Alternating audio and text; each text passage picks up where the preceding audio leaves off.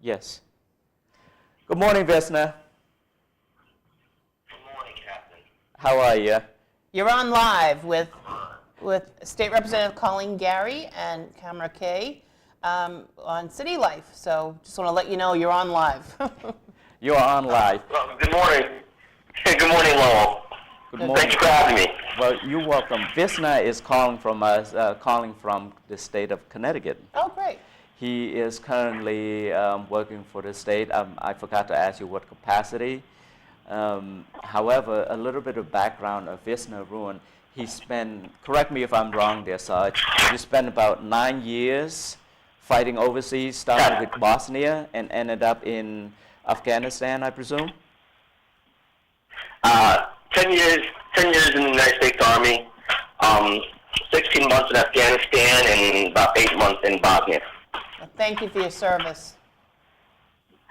It was an honor. So Vesna and we connected last year at one of the Asian American Pacific Islander that was hosted by the Thai Post. USA here in the city of Lowell. The first time I saw him walking into, it was funny, the first time I saw him walking into the event, the first thing I said, oh my goodness, look at that hair bag. His hair regulation was just a tad longer. So I approached him and it's like, I thought he was on active duty, but as closer I approached to him, I realized I think this guy has probably been retired. Otherwise, that hair has got to go. I spent. Yeah, true. I spent 8 years in Georgia as an auxiliary force in the United States, in the Georgia Auxiliary Guard, supporting both of the National and Air Guard, and I got out of there with the rank of a captain. Great. And so I do not like to talk about it because my service in uniform compared to these guys have been overseas and putting their lives in protecting and providing the very security blankets to all of those who could not be able to afford for their own freedom. So for me, I'm just a little tiny guy, but those guys, their contribution and their effort into the freedom that provided to the Iraqis and Middle Easterns and all of those all over the world, they deserve more applaud than I do. I'm just the guy that's sitting behind the desk and writing paper all day long, right? Vesna, what did you do in Bosnia? Well, first I want to say to Cam, and especially to a lot of viewers watching and you guys, is that we all serve in different capacities. Don't feel that anyone is worth less or more than the other. Everyone does their part. Civilians and citizens alike, and those with other job skills in the military. What I did in Bosnia was we went there as part of S410, Operation Joint Forge, and Operation Eagle Watch. So we were there conducting peacekeeping missions. As you know, in the mid-'90s, the Balkans was going through, the Bosnian War was happening in the Balkans. And we saw that with Serbia, Sarajevo, Croatia, and Bosnia. So it was a security and stability operations is what we were doing. Well, again, thank you very much. We appreciate your service very much. What are you doing now? I work in state government. I work in labor relations with the Labor Department. So my specific job is really dealing with veterans' career development. Oh, good. And it's a great job. It's a great career. It's good. It keeps me in touch with the military. Keeps me in touch with the veterans, so I don't stay too far from home. And it puts me working directly also with the business community, and really just bettering the labor force and the economic development in Connecticut. That's great. I know that there are so many out there that need to find jobs, so many veterans who are looking for something, and to have that kind of person that they can, reach out to, an agency, and I know that we're trying to do that in Massachusetts as well. What are the areas that you find that are most willing to take veterans on? There are actually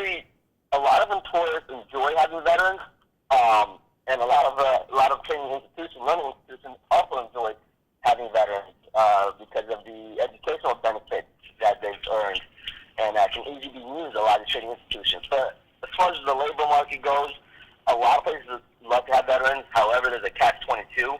As you can see, being in New England, our labor, our labor and business has a little bit more of a requirement or eligibility requirement in order to get into some of these companies.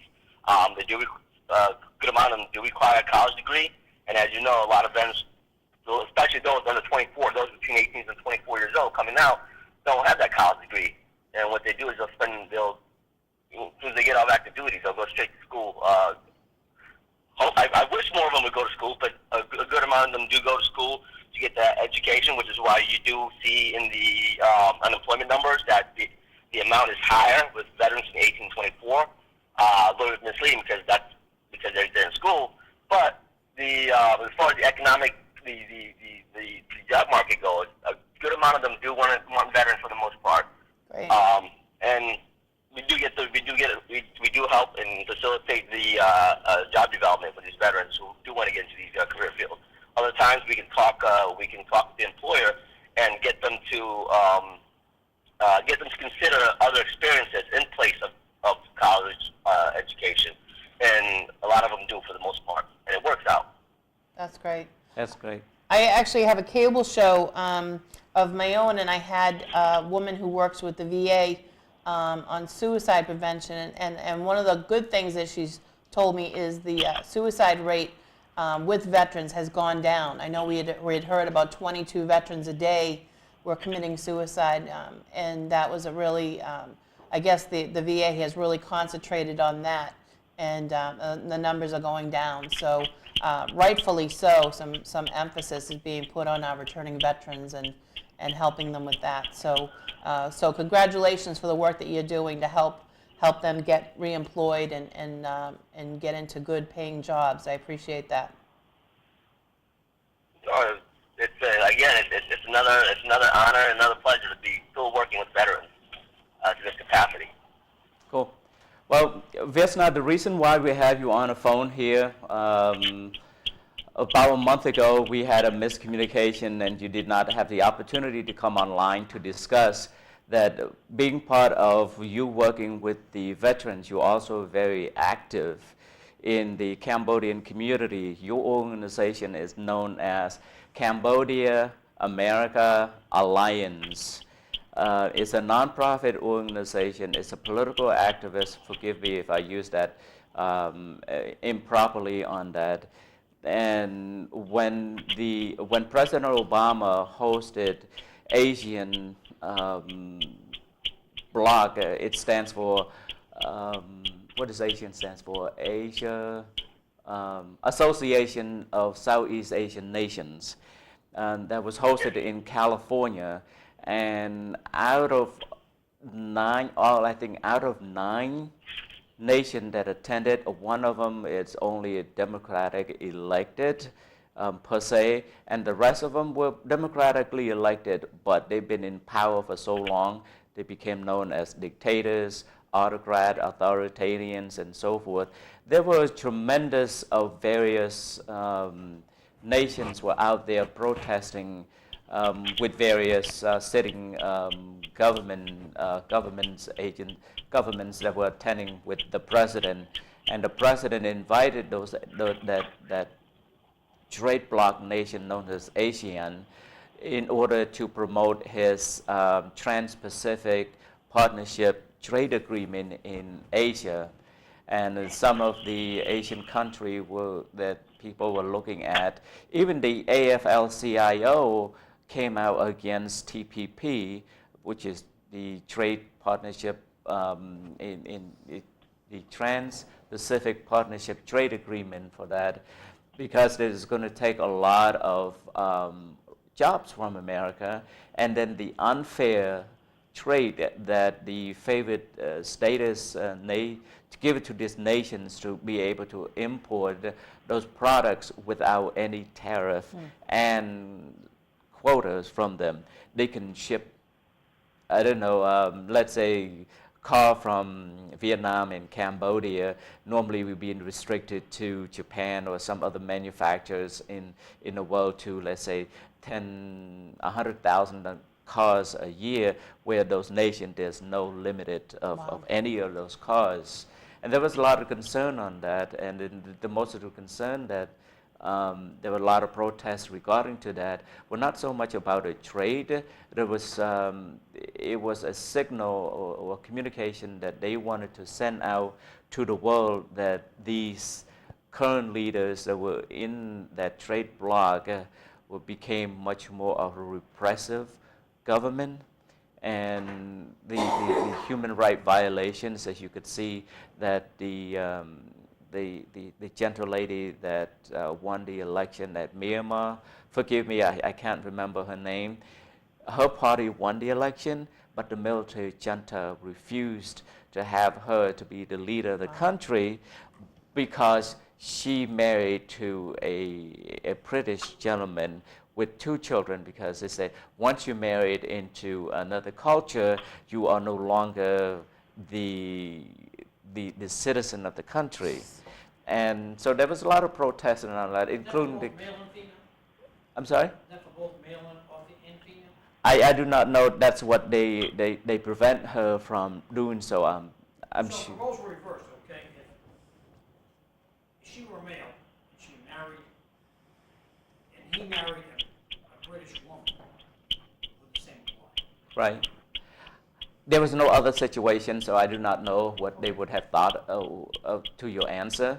But so Vietnam and the Cambodia American Alliance, or otherwise known as CAA, were one of the instrument organizations that helped organize the protests. The number in 1,000, I believe, that came out for that. So I don't want to steal the thunder from Vietnam. And I just want to give the introduction of where his backgrounds and what the whole protests were about. And then if we have a little bit more time, we can lead into a low politics of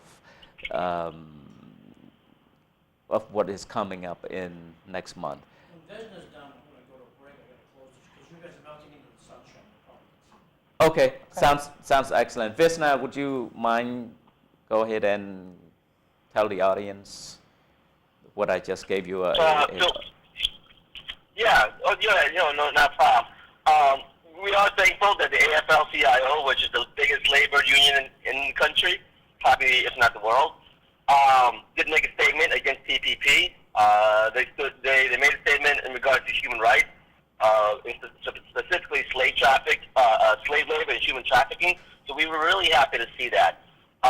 When the Asian nation is an Asian trading bloc, who are not happy, the good majority of the members are not happy with the decision that Prime Minister made during Cambodia's chairmanship.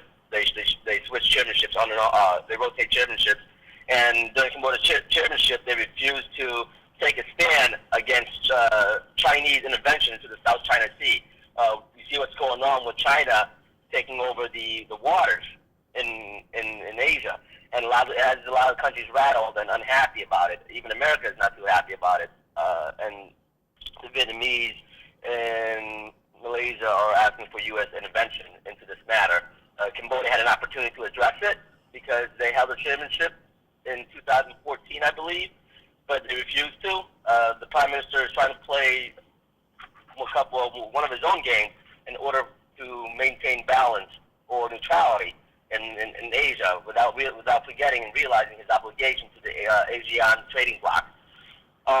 The Cambodian American Alliance is a political action group. We can say it's a political action group.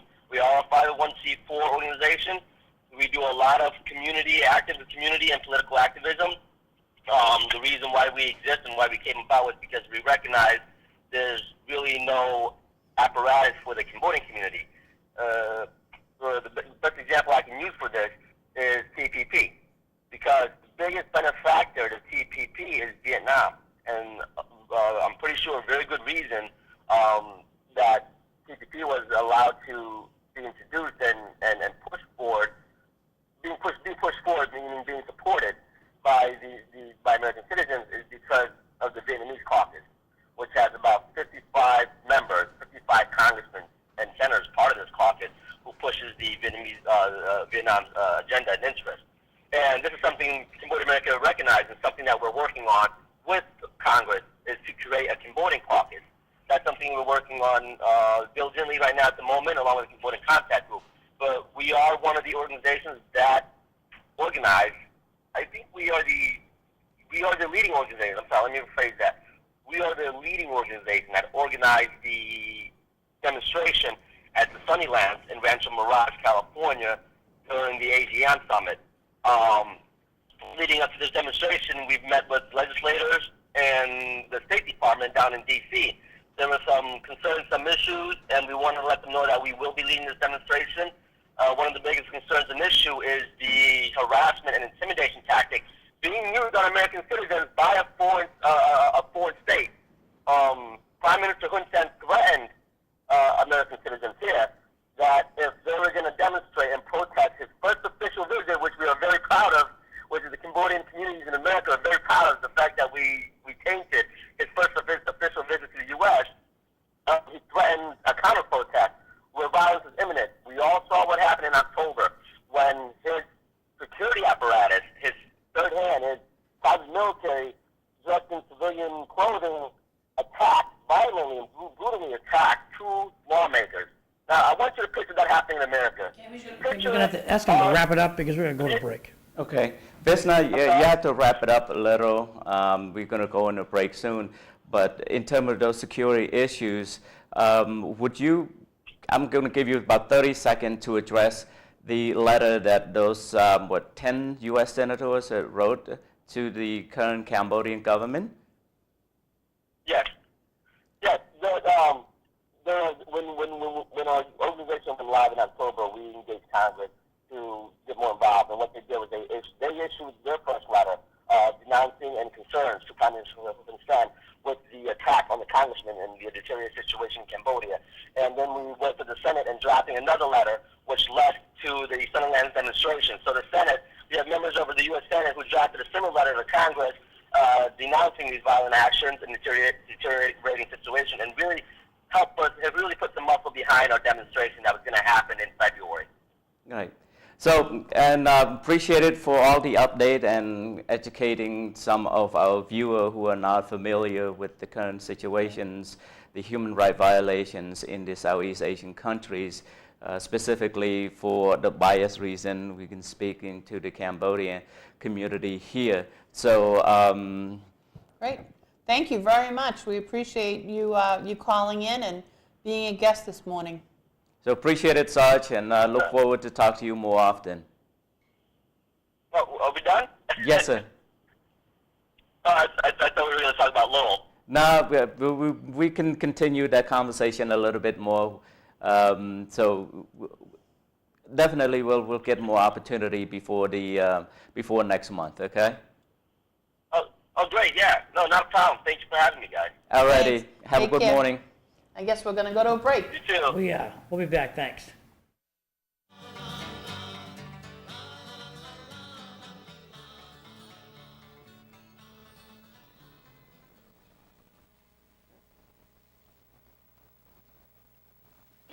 Spring is in the air, and there's something special hatching at Discount Tire Direct. Hear it? It's the Chicken Little Choir. Jeep, Jeep, Jeep, Jeep, Jeep, Jeep. So spring into savings with cheap prices on tires and wheels. Right now, you can save $100 on any set of wheels, plus $70 on select sets of tires. Save even more when you buy with Discount Tire Credit. Up to $230 in total savings possible. Discount Tire Direct.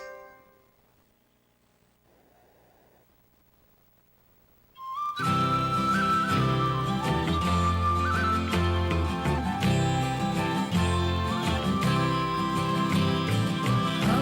my little sunlight, I'll tell you what we'll do. Undress yourself, get into bed, and a tale I'll tell to you.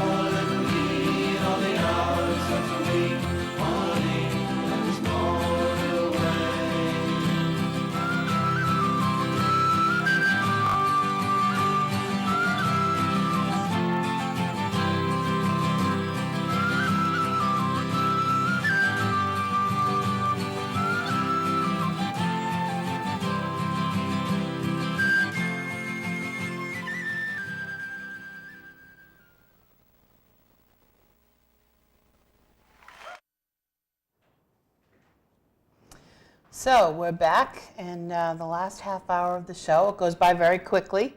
We were just talking a little bit about your own personal experiences in Cambodia and getting out. And how old were you at that point?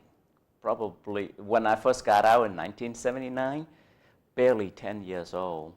And your dad just said, we're going. Yeah, we're going, looking for a better life for the family, anywhere better than living in an urban area when the security was not there. It was just like, it was out of line. I mean, the lawlessness and everywhere.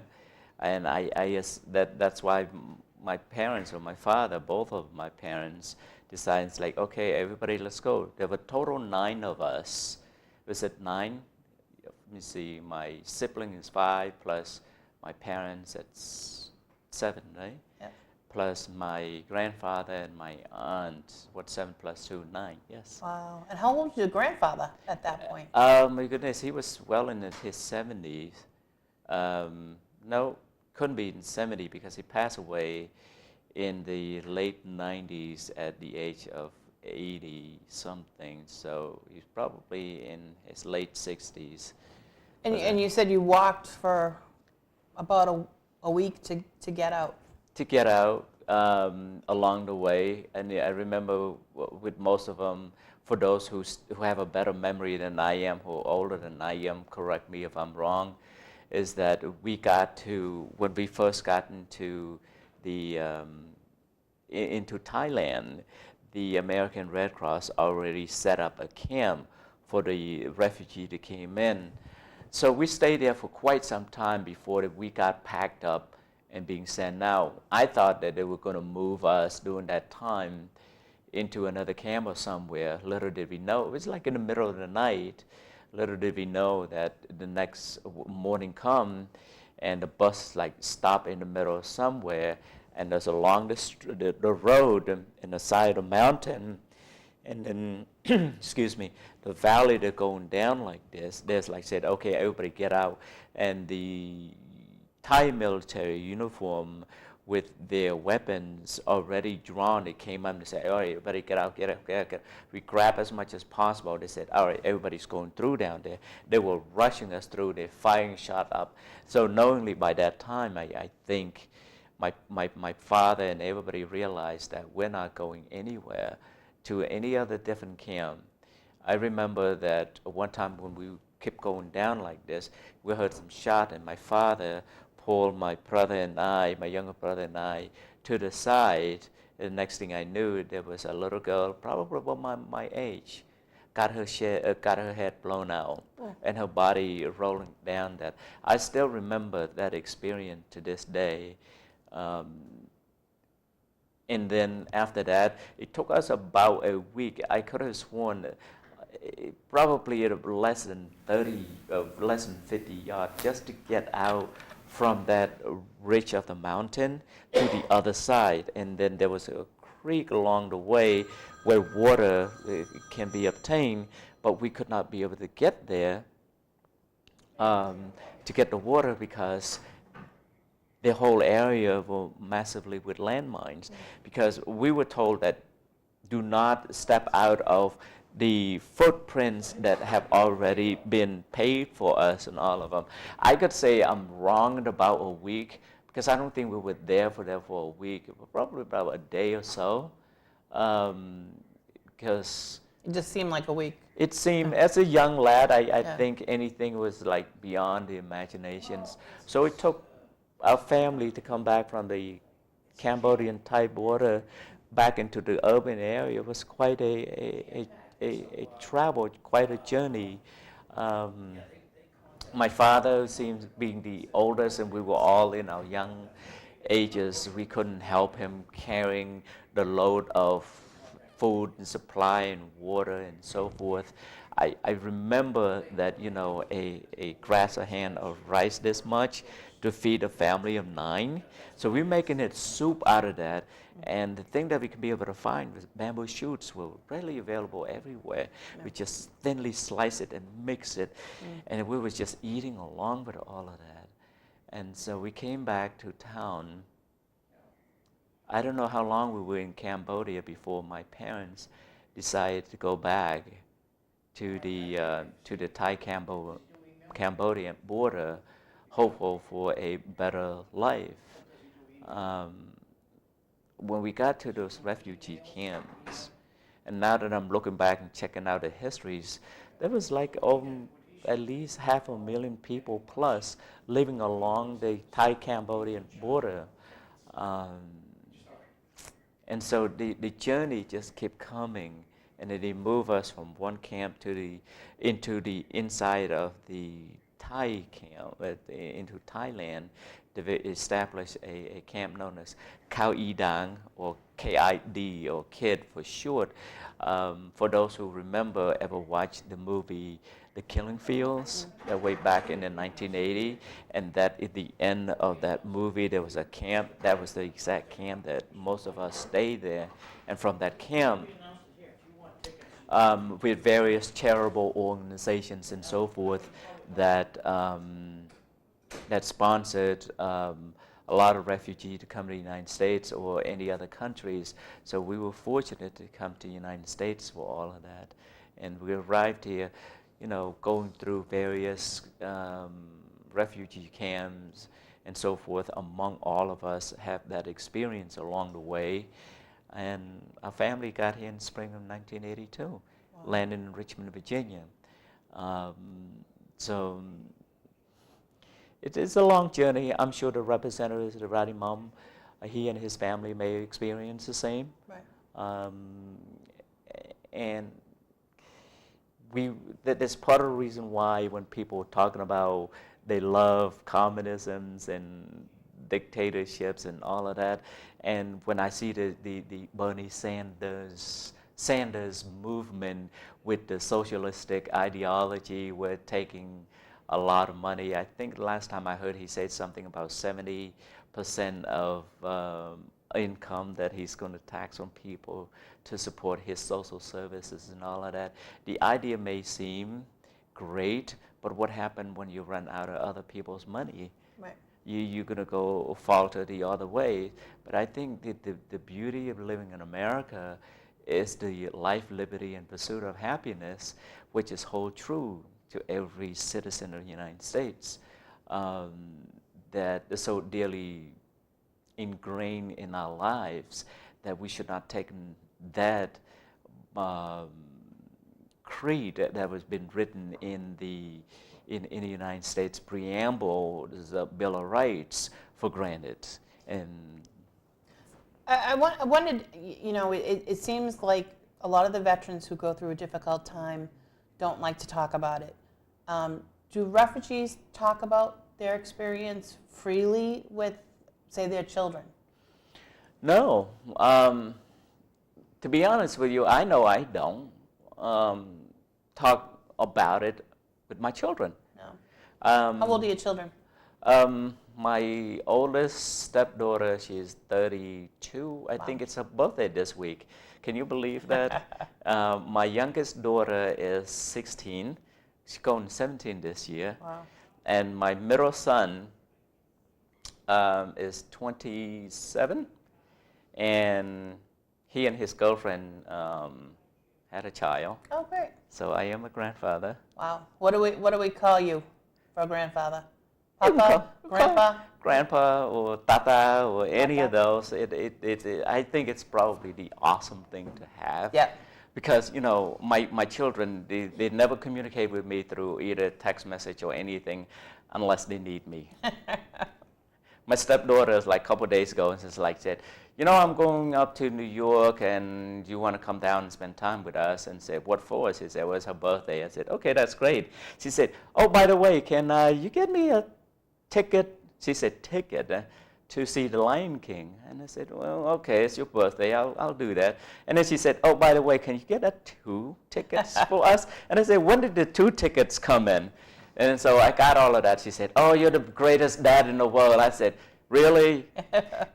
Really? For the whole year, I didn't hardly get any text or any complimentary. It's just typical children to say that. It's a laughable thing. I have twin nieces who are 17, and I used to be the cool auntie, and and they were constantly talking to me, and now it's like, okay, I send them a text and I wait and I wait. They're very busy, so Right.